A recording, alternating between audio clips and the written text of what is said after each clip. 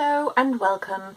This is Nina from the Forgotten Bookshop Girl, and today we're going to make vintage inspired paper chains.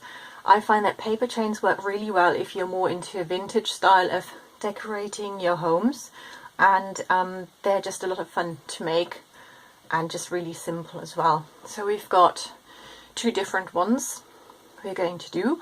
One is just one that I find looks really vintage because we're using scrapbook paper that because of the colour scheme just automatically looks a bit vintage, and the other one is made from book pages. So this is a really nice way of using book pages, especially if you're into junk journaling or if you're rebinding books, you end up with lots of book pages. So this is a really nice way of using them.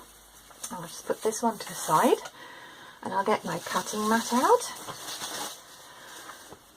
So yes, if you've got a cutting mat, that will help you with this project. Then I'll need a ruler and a craft knife, but of course you can use scissors, but yeah, I personally find this easier. Right, as I said, the paper I've been using is, I think it's usually sold as scrapbooking paper. It comes in all sorts of colours, but they're all kind of already muted. I always find they look as if they've been sitting in the sun for a while, but this is absolutely perfect for creating a vintage looking paper chain. Okay, so I've been using these scraps I've had lying around from a workshop I've been running, so that was actually really perfect. I've already cut quite a few ready for us to have a go. But anyway, just to give you an idea, these are excuse me, about 15 centimeters long. And hang on, that's the end bit. They are, I cut them about they're not quite 2 centimeters wide, and I find that works really well. In this paper chain, this is last year's, and the chain links are definitely shorter. I think they're about 10 to 11 centimeters long, and this works really well. But I found with the slightly sort of longer chain links, it's kind of easier to put them together. And also, if your chain links are slightly bigger, then it's easier to get the length you need. Right, so what did I do? That's where the cutting mat comes in, because it's so much easier. So in this case, I just lined it up, and they kind of just happened to be 15 centimeters long, so that was quite perfect. And then I'll just kind of measure it, line it up. It doesn't have to be absolutely perfect, but there we go. Make sure you use a metal ruler for this, and I should have changed the blade on this knife before I started. Anyway, so this is how I cut all of my little strips, and I have to admit I cut about 3 or 4 sheets at the same time, so I've got a lot of strips really quickly. If you haven't got a craft knife, you would have to obviously cut them with scissors. If I'm guessing you would then have to, if you wanted to have them quite even, what I would do is kind of get a pencil and kind of make There we go. Make lines and then cut along the line so you've got a nice edge on there. So it does take a bit longer just doing it with scissors. Right, glue stick. I forgot to mention we need a glue stick, of course. Or any kind of glue you like to work with, but excuse me. But I do find glue sticks work really well. So okay, so we're going to start off with making a few of the links. And I stick them together.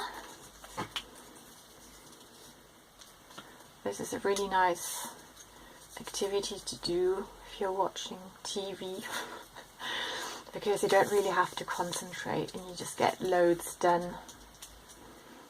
I remember that my sister and I used to, I think every Christmas time we used to make either a new paper chain or we added bits to all the paper chains. I think the problem was the paper chains just got squashed once they got packed away, and they were, it was kind of like not tin foil, but it was kind of a foil, and it used to be gold on one side and red on the other side, and we used to use those for our paper chains and we loved them.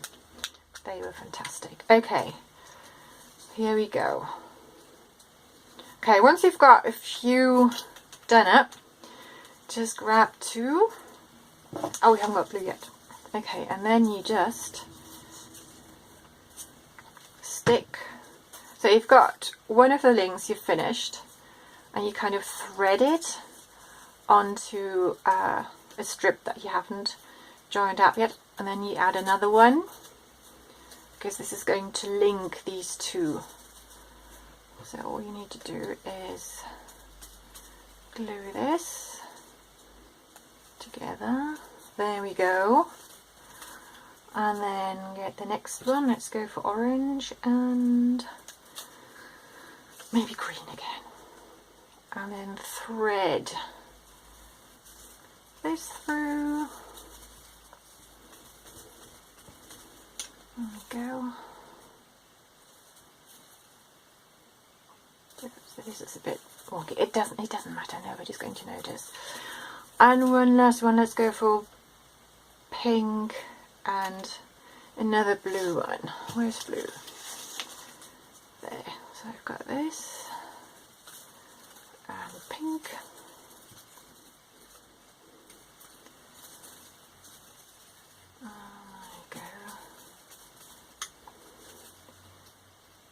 There we go. So as you can see, it doesn't really take very long to create this chain, and just to show you the difference. So this is the one I made last year. I had more colours. It actually looks really nice with all the other colours. Right, okay, this one or this one. So it's really your choice on how long you want the links to be, and how wide, really.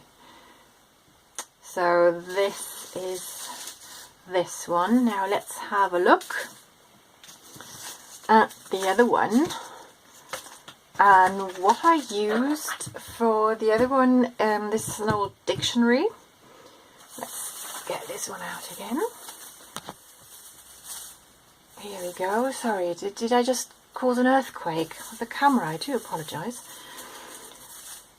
So this is the other one, and I've got quite a lot of strips all cut. As you can probably notice that these are a little bit thinner. I just wanted to have a look if I, just experiment, just do something different. But I think I prefer the wider ones. This one is 1.5 centimeters wide, and this is about roughly 2 centimeters wide. Right, let's leave this here. So really what I have done, I kind of again used my cutting mat to work out how many strips I would be able to cut out of one piece of paper. And I think that's, yeah, because that helps you kind of to work out how much you need. So I think I cut off a little bit at the edges because I wanted to have as much text on them as possible, even though you can see that a few links that do have the border there, and it doesn't really matter because if they're all mixed up you won't notice. And then I just did the same thing with the craft knife and the ruler, and then go roughly 1.5.